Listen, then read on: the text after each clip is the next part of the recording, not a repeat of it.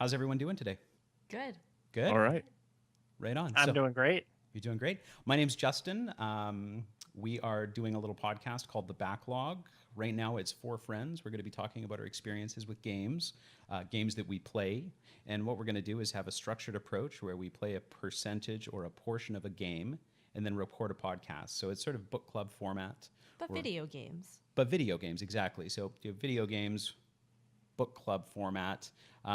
And joining us today is, we're going to start to my left. I'm Roslyn.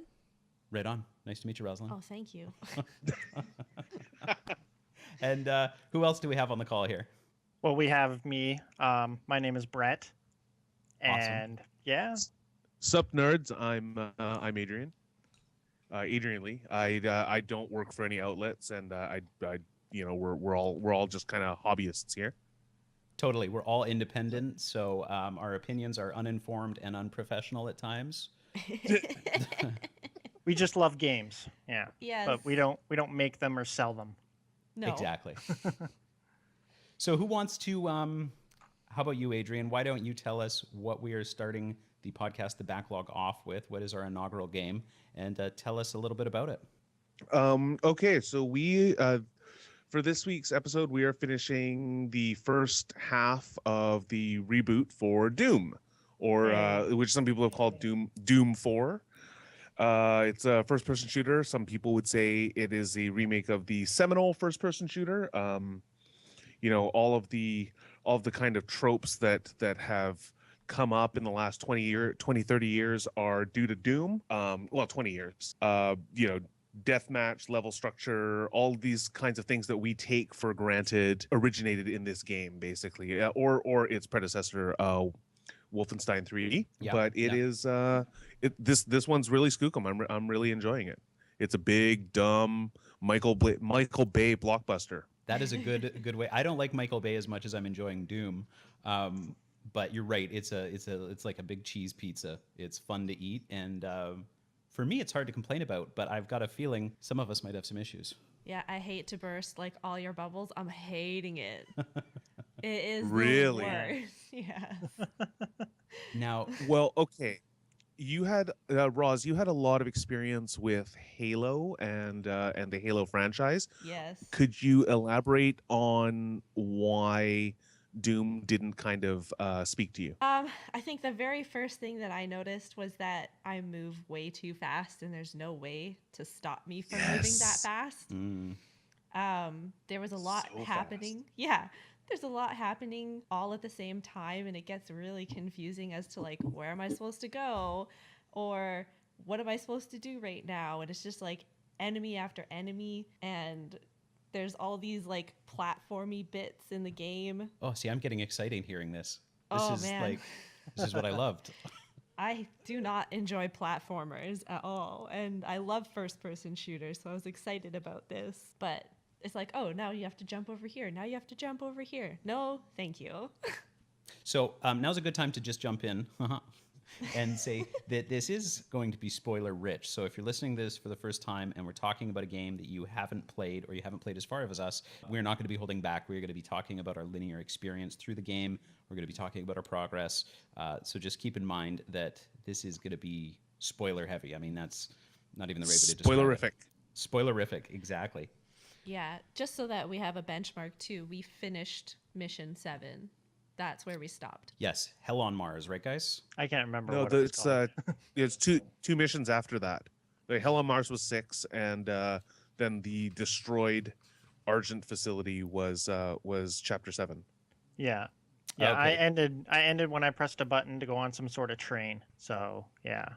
I also stepped on that train. Perfect. Yeah. So, Brett, what's your take on this? Your brief before we really dig into it. Oh, I mean, I absolutely love it. It's it's kind of a nice melding of they brought back Doom, what it originally was, but with sort of like some modern sort of sensibilities with, mechanics or whatever to kind of make it updated and sort of fresh. Mm-hmm. I think if they just, did a straight sort of port of the old Doom just with newer graphics, that would have been a bit disappointing. Because I don't think, I think it's great. So it's a modern take on the Doom sort of equation for you. Yeah, yeah. And you know, I had to stop myself from playing it actually because I wanted to keep playing more and more. But you know, we play up to mission 7, right? So That's right. We have rules. We have rules yeah. around here. You know, for me, Doom is when I was a kid, when I was playing the first Doom games, like everything was a Doom clone after that. Do you guys remember the term Doom clone? If there was a first-person shooter out there, it was called a Doom clone. Yeah. So it There was were a big deal. there were a lot of awful ones too. Yeah. Yeah, there was. Right. Well, and everything tried to take the title of Doom Killer too. That's right. Yeah, it was a Yeah. big target. It was an incredibly influential game.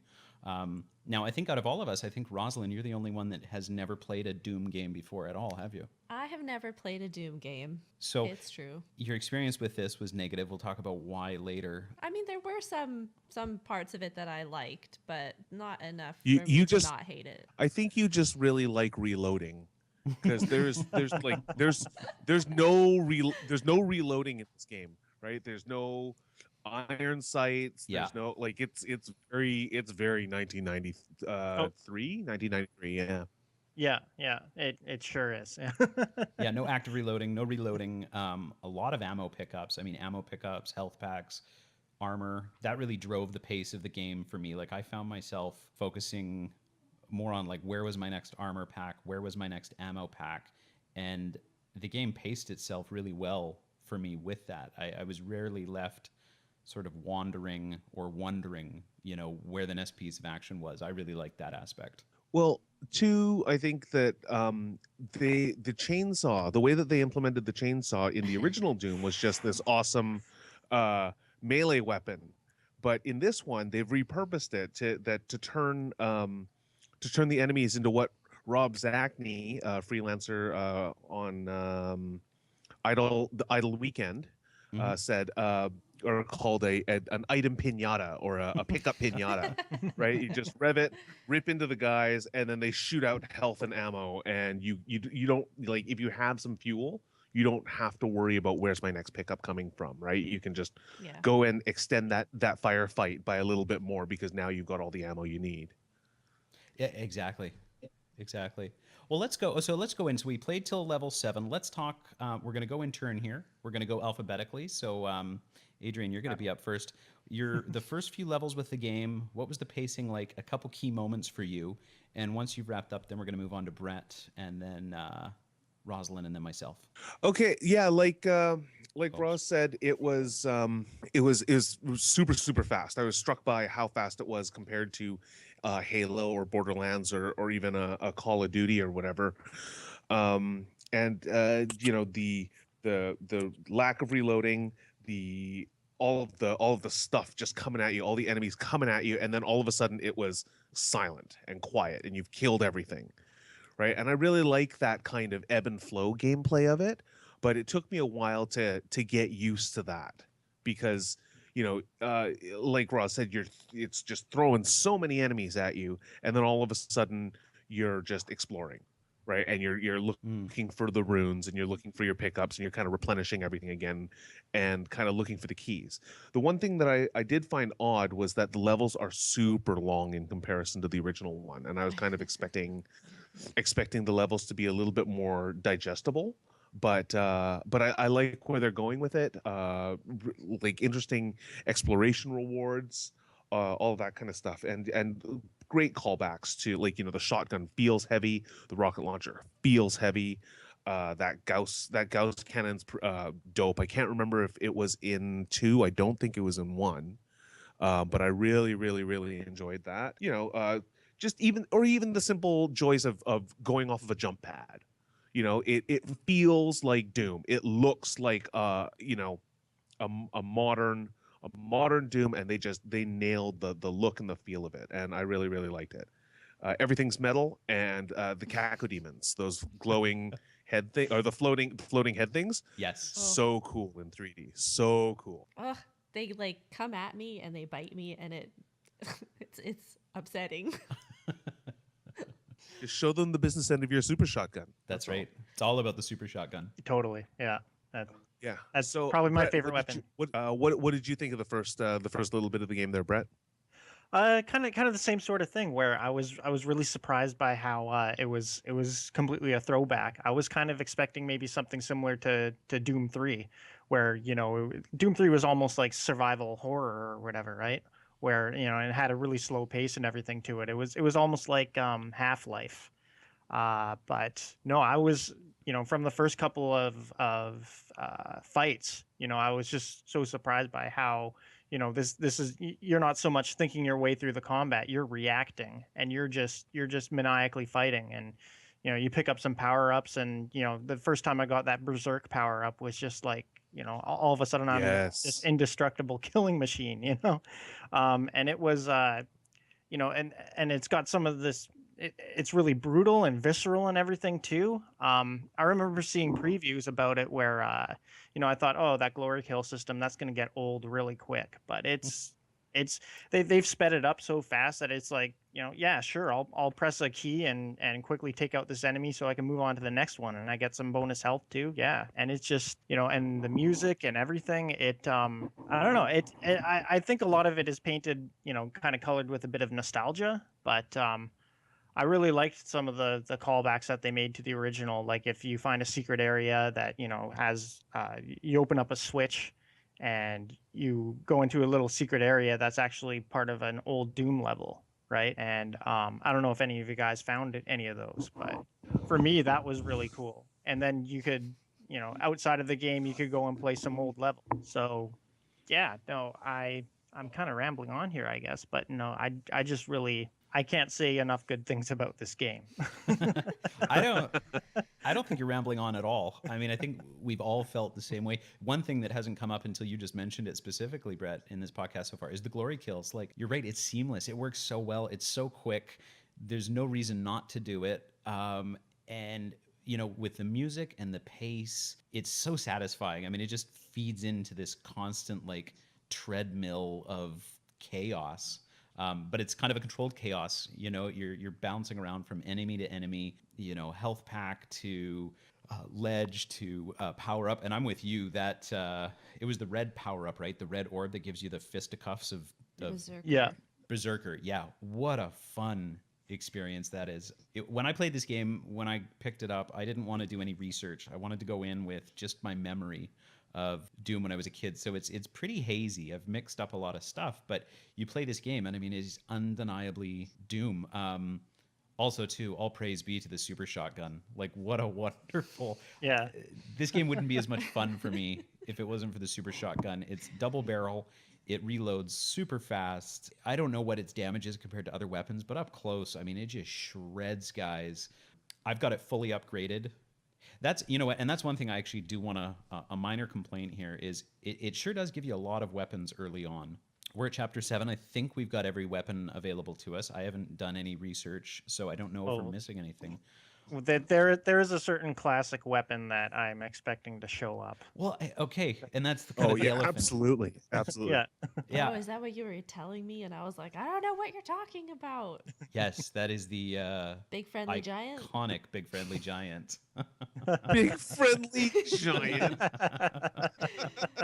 He's like, the BFG. I'm like, the big friendly giant? I don't know what you're talking about. I've got to say, I'm a little surprised at the point we're at. I think I'm about maybe 6 hours, 7 hours into the game. To not see it yet is kind of a... Is anyone else surprised? Are you happy with the pace that they're doling out the weapons? Absolutely. Yeah? I found the plasma rifle a little early, and I missed one of the rocket launchers, but I saw rocket pickups. So I think they're mixing it up quite nicely. Well, and it also gives you a lot of choice as to what sort of weapon you prefer. Yes. So you can kind of, once I got the chain gun, if it didn't chew up ammo so quickly, I would have just used that for everything, right? It's another sort of power fantasy thing, right? You feel powerful when you use some of these weapons, right? Absolutely. Especially that chain. Yeah. So, well, no, and that kind of really contrasts with a lot of shooters that have come out lately, like your Modern Warfares or whatever, right? Where it's different, I would say, just because yesterday I couldn't play any Doom, so I got my brother to play Doom. and I was watching him, and he was playing it like it was Battlefield or whatever, right? He's in the first mission, he's got the pistol, and he's hanging back and trying to snipe all these all those little ghouls or whatever, right? He's not running in there and getting his hands dirty, right? And I'm like, wow, you're totally not playing this game the way it was meant to be sort of played. But it kind of tells you how far shooters have sort of developed in a sort of different direction, especially with all the sort of military style ones, right? Where you're not just running in all guns a-blazing. Yeah, it's definitely a different world these days with first-person shooters. There's, like you said, and when I first started playing it, I thought, oh, I'll pick off some guys, but the game doesn't let you do that for very long. No. You can't stand still. You can't hide from these guys. The mobility that the monsters have is equal to or superior to yours. So even though we move around quick and you get double jump early on, which helps you get to some higher spaces, if you're standing still in this game, you're dead. Like, I mean, there's no doubt about it. So speaking of different play styles, oh no, go ahead. No, I was just going to add that even the most weapony game, Borderlands, you can only use 4 of them at a time, right? And maybe a grenade. Mm-hmm. But in this one, you get 8, right? Like it's the original one where you had a weapon for every number key on the keyboard, right? Yeah, like, good point. Halo, you can have two weapons. Call of Duty, you have a primary weapon and a sidearm, right? Yeah. And so to have that much choice at any given point, right? It's basically a murder puzzle game, right? It's kind of like a more durable Hotline Miami, right? Like just constant violence thrown at you. Absolutely. And somehow controlled though, but without feeling controlled. Like it just strikes that balance. And Hotline in Miami, actually, yeah, same sort of feeling. Like you just get so jacked up. I'm staring at the screen, I'm nearly vibrating, and I can't even think about turning it off. So a totally different play style though, someone who might have taken a different approach to it. What do you think, Roz? So I like to hang back and try and snipe those guys with the pistol. And I feel like I'm pretty successful at that. The only problem that I have with that is that I seem to get most of the enemies before I have to like run in. But then I run in, and I actually really do enjoy that Berserker power up. The first time I got it, I was like, I just ripped this guy in half. This is amazing. But I always find that like I've killed everything, and then I see it, and I'm like, well, that sucks. I used it once effectively, and that's it. That's it. Yeah. The rest of the time I've seen it after the fact, and then I grab it and like try and run as fast as I can to a group of enemies, and then it usually ends by the time I get there. Yeah, I did have that in a couple of the sort of arenas where it's the same sort of thing where there's like those mancubuses, those big fat guys, and a whole bunch of different monsters or whatever, right? And same sort of thing, right? I spend all this time killing all of them, and then I'm moving around the arena. I'm like, oh, there's a quad damage there. Oh, there was an invincibility there. Like I guess sort of divine or design wise or whatever. I guess at those points I was a little bit disappointed that like, hey, why didn't you have this where I could have used it instead of me sort of stumbling upon it later and going, oh, but. Or even something that would identify, like, let you know that this is a good time to use it, or even a delay where you could pick it up, but pick when it started. I'm not saying put it in your ammo chest, but, use it within 30 seconds. They had something like have that an in inventory, Halo. Yeah. You could pick up one at a time, and if you wanted to, you could switch it for one that you found, and then you can activate it, and then it's sort of a one-time use, but you can only carry one with you at a time. Yeah. I think that was Reach, I want to say. I think you might be right. I don't know. I've played so many of them. They all blend together. It's Master Chief Collection now. So tell us more about your experience, Ross. Oh, sorry. Oh, can I just say those little collectible dudes, the little tiny chibi suit guys? Ball heads, yeah. They look like little Master Chiefs in different colors. They are so cute. Well, they're supposed to be. They reference other shooters that have happened in the last 20 years.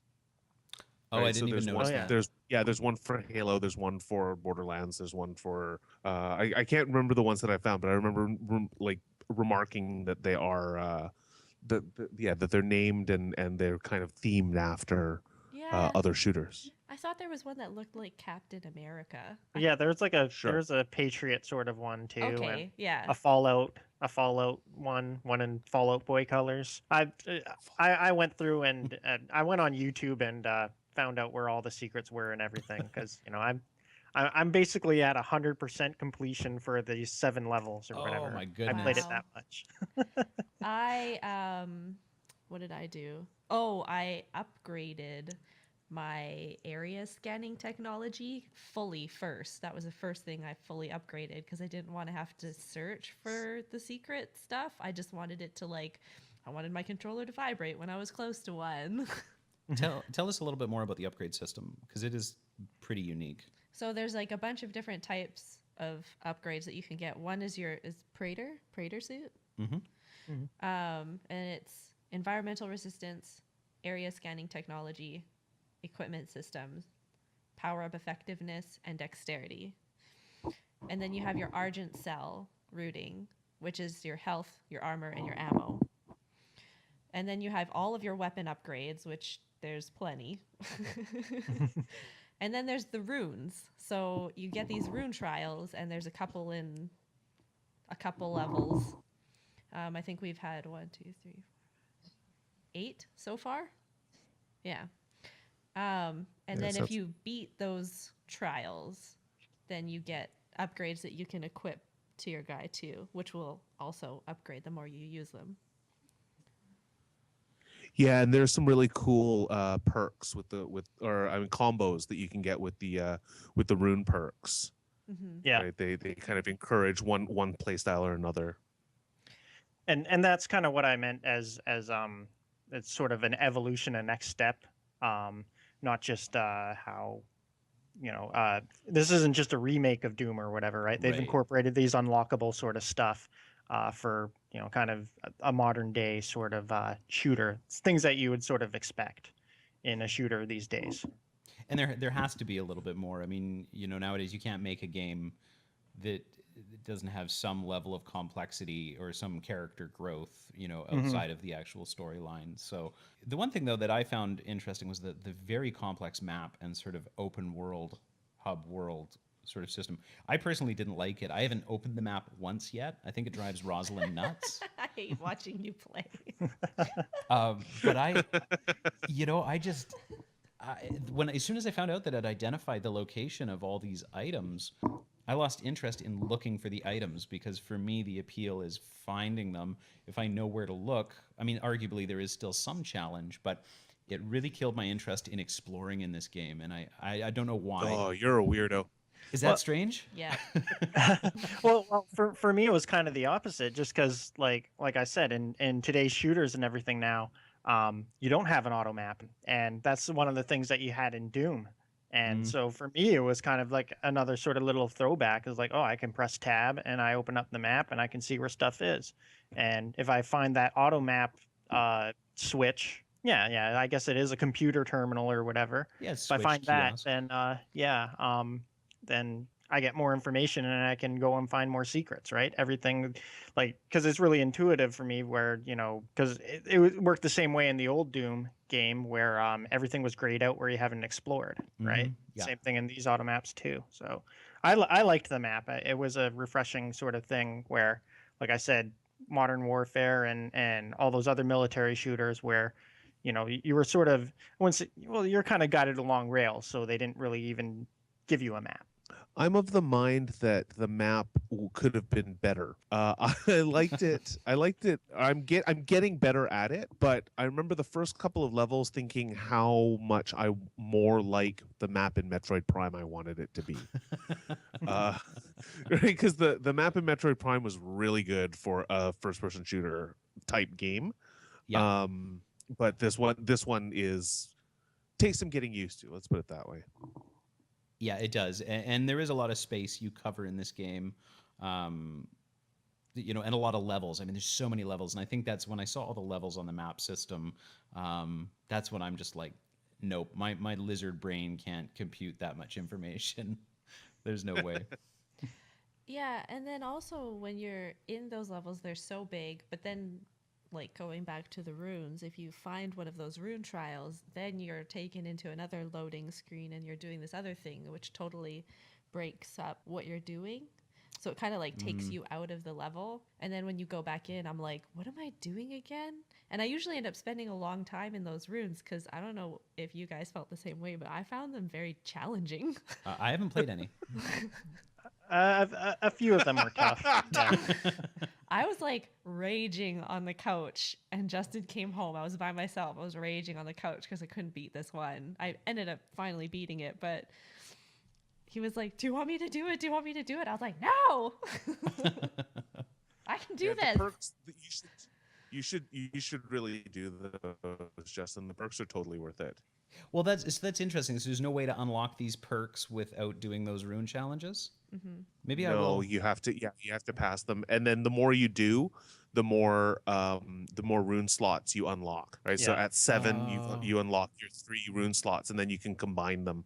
So I've got 2 that make glory kills better and easier. Right. So they kind of work together that way. Oh, It's wow, really cool. Okay. Yeah. Well, you know what? I Yeah. think I might do that, especially if there's something that benefits the super shotgun. Does anybody know if there's any? Ammo Not- boost? Yeah. I haven't seen one yet. Okay. Yeah, and some of them are more just like Adrian said, make glory kills faster. You can do them from a longer range, or I think there's one that is it it makes your double jump easier to control. Oh, in-flight mobility. Air movement. Yeah, Yeah, That one was hard. That one. it was super. hard. yeah. I had to do that one a few times too. Were you just jumping around and having to catch all these power ups or The something? rocks. Yes. Yeah, Yeah. You had to pick up the relics. But in Yeah. a very short period of time. Yeah, it was kind of like a time trial sort of race, and it was, it didn't. I mean, it was nice that it was sort of in there or whatever, right? But it wasn't really reflective of the rest of the game, right? It was a little bit out of place. Like the other ones where you run around, your challenge is to kill, I don't know, however many zombies in a few minutes or sorry, a few seconds. Yes. Those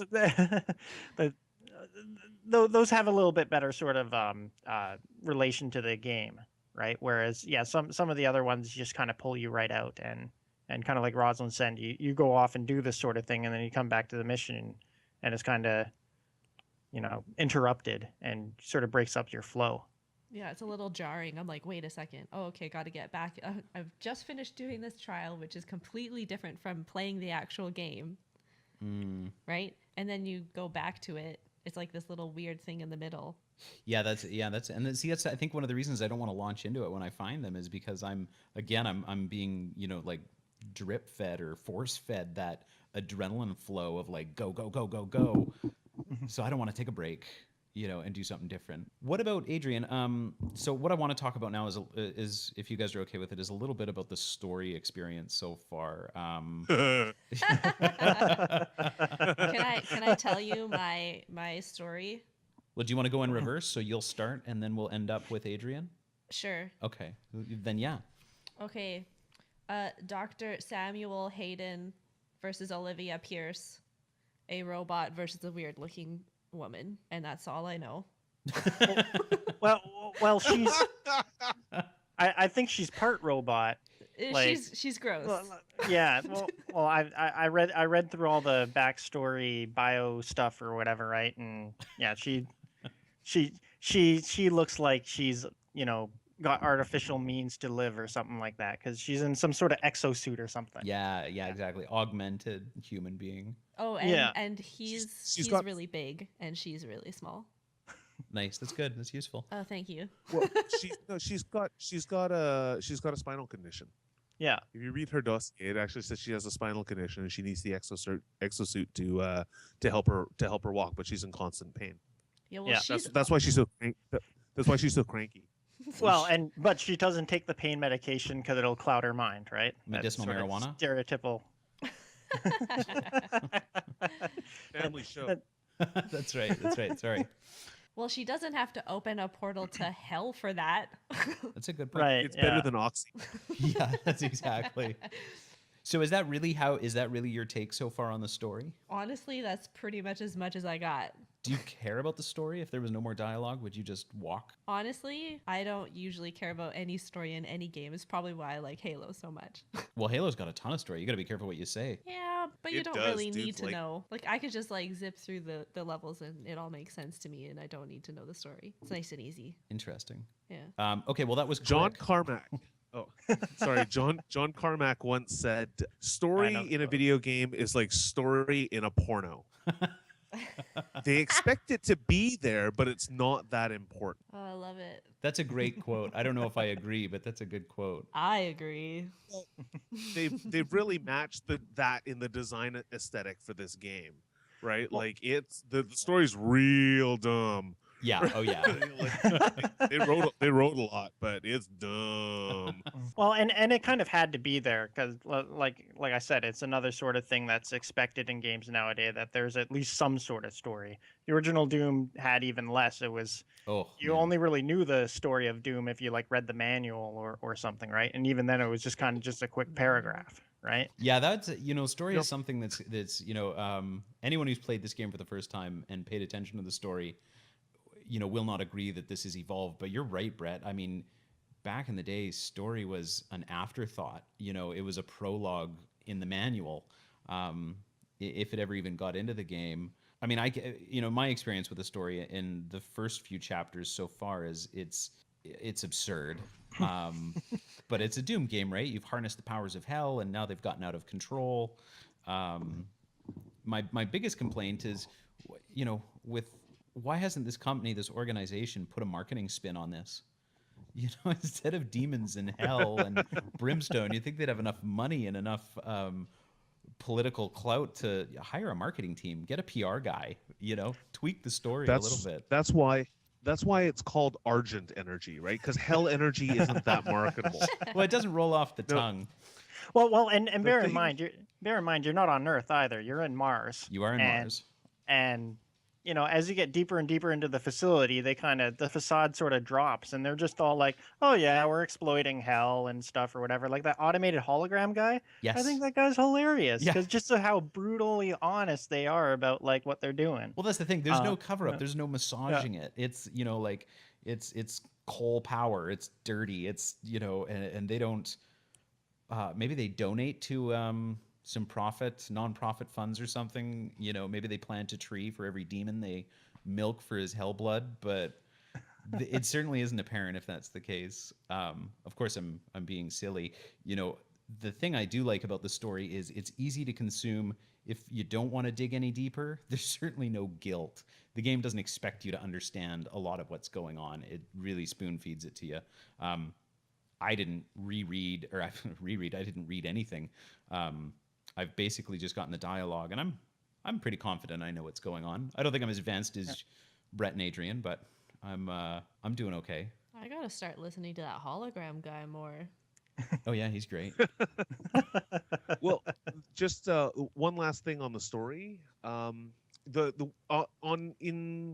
the realm of things that have advanced since Doom originally came out were like story games like Resident Evil, or survival horror games like Resident Evil and System Shock, both of which have taken a page, or that this remake has taken a page from.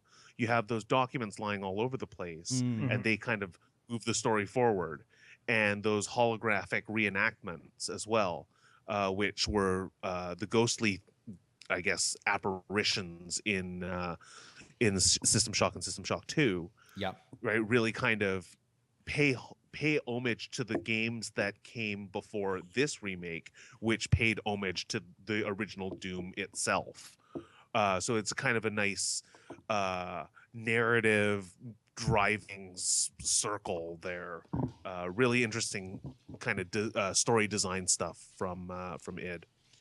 Right, the first games didn't have really any story at all. It was just hell on Mars, but now they've kind of constructed this utterly stupid but very detailed backdrop to all of the murdering. All right, so my thoughts on the story was just, it sort of had to be there, but it was a little bit weird. Like I didn't care so much about the story, but the actual characters. And so yeah, you have a crazy evil doctor lady who wants to open up the gateway to hell, for some reason. I don't know if we'll get that explained later, but we're also kind of helping out this robot guy who like you read some of the lore, and yeah, he had terminal cancer, and he developed this technology to put his brain inside a robot. Why is he the only robot person? There's a lot of people with cancer. Why is he the only one? You know, like it's kind of those weird sort of things that bug me, and well, I remember like well, there's that one mission where you actually go to hell, right? Or Yes, that yeah, was one of my favorites so far. and you're running around and you touch one of those portals and you have this like deep demonic voice like do some narration or whatever, right? Yeah. And I kind of lost it at that because what does he say? He says something about this tale about this Doomslayer, and I think it's really referring to the player, right? And it was just really cheesy because they're trying to tie in the story of the game, or like the title of the game, Doom, and put it into the game. And you are the Doomslayer. And I don't know. It's kind of like when a movie, like in a line of dialogue, they mention the title of the movie in a line of dialogue. It kind of makes me roll my eyes a little bit. But I'm kind of nitpicking about something that doesn't matter that much because it's story for Doom. But, you know, hey, this is our podcast. This is what we get to do. We get to nitpick about the stuff we want to. It's true, and I remember that line. I was like, what is a Doomslayer? I was like, whatever. Get me out of this level. Well, and I guess the one other point is because I remember right at the really start, and I remember it because I watched my brother play yesterday. You get out of that coffin, and like so immediately you sort of realize that, well, are you human or what are you, right? Because you're not. Unlike the original Doom or whatever, right? You're not somebody who was from Earth who has a family back home or whatever, right? And you know you apparently were a soldier or something like that. You're just you're really some fish out of water or whatever, right? But I don't know what you are as the player. I can't really identify with you know that sort of narrative sort of connection or whatever, right? If that makes any sense. No, it does. And in fact, I've felt a little guilty. I've read so little. I've paid so little attention to the story. I've always wondered, like, what is my backstory? And what I'm hearing is there isn't a lot. We're just sort of that unknown individual. Well, I was just gonna say maybe it's explained later on in the game. Like we're only halfway through, right? Exactly. Yeah. So what was your game experience or your story experience like, Adrian? Okay, well, so the thing is that in the original Doom, there was no story. It was called Doom, and you killed aliens, and your guy was known as the Doom Marine. I think they're jumping through these. Yeah, the Doom Marine, or the Doom guy. And I think that the narrative hoops that they're jumping through to get us to the point where the name makes sense, i.e. Doom Slayer, is pretty funny, right? Like you find out that what is it, Hayden, the robot guy, brought you back from hell onto Mars, so you actually were put in that coffin in hell. People are worshiping you. The scientists were worshiping you, but also there are tablets of, like, in scriptures where hieroglyphics where there are demons that are worshiping the coffin, and then but they also look afraid of the coffin, and they look afraid of the Doomslayers. So, like, what the hell's going on, right? Like, are you a god figure? Are you a dark god, like the one to be feared by the demons? Like, why are they trying to kill you? Like, why would you possibly be working for the humans if you're not a human?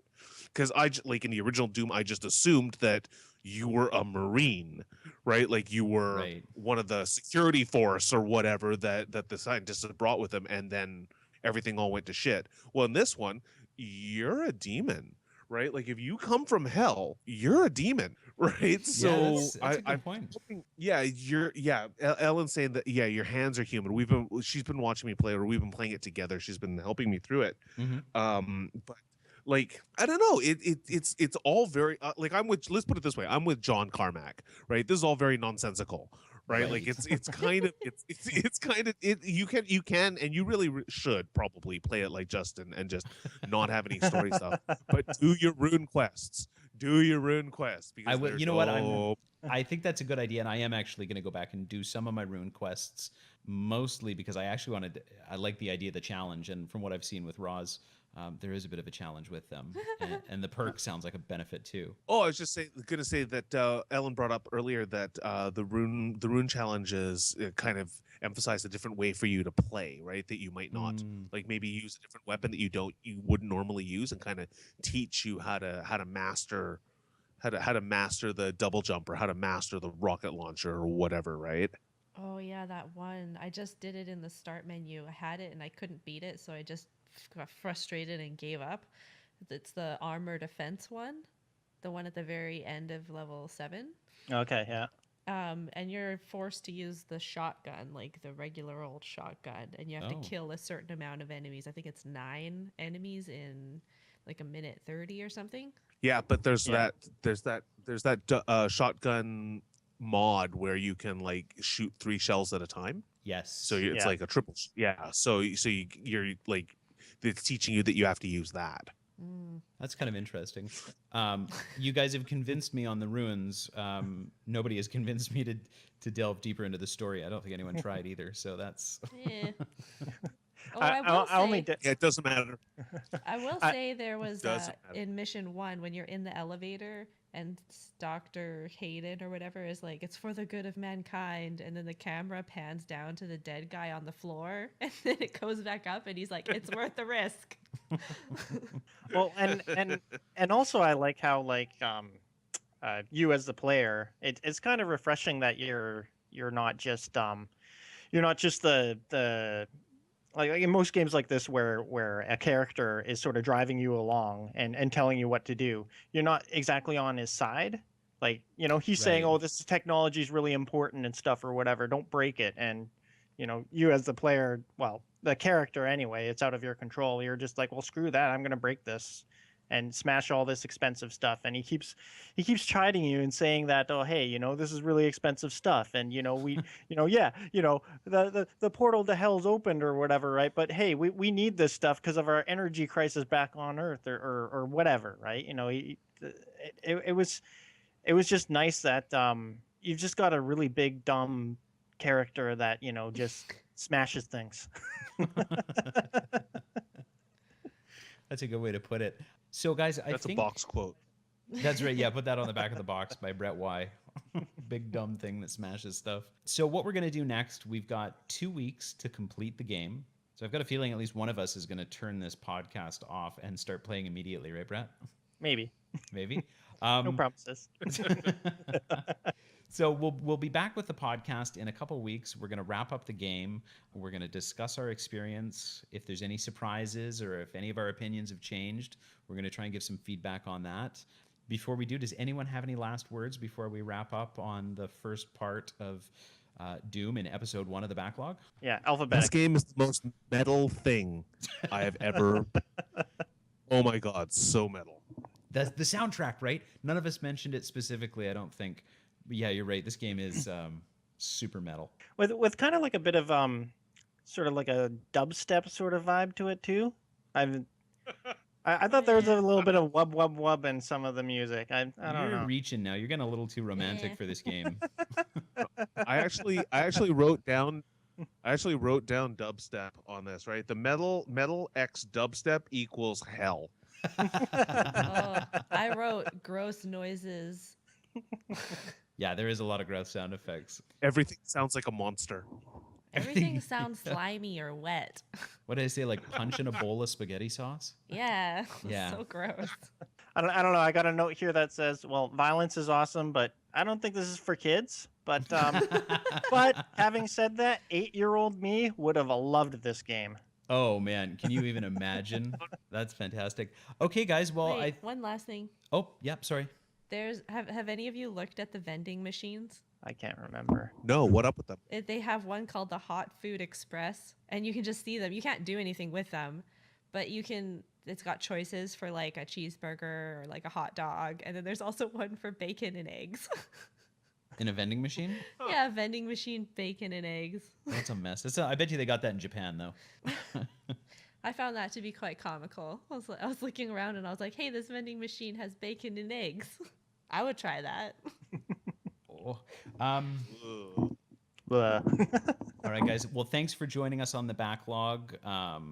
We will be back, like I said, in a couple weeks to wrap this up. One thing I want to talk about too, we've all played on different platforms, so some of the performance issues or experiences we may have had, I've got a couple feelings about that.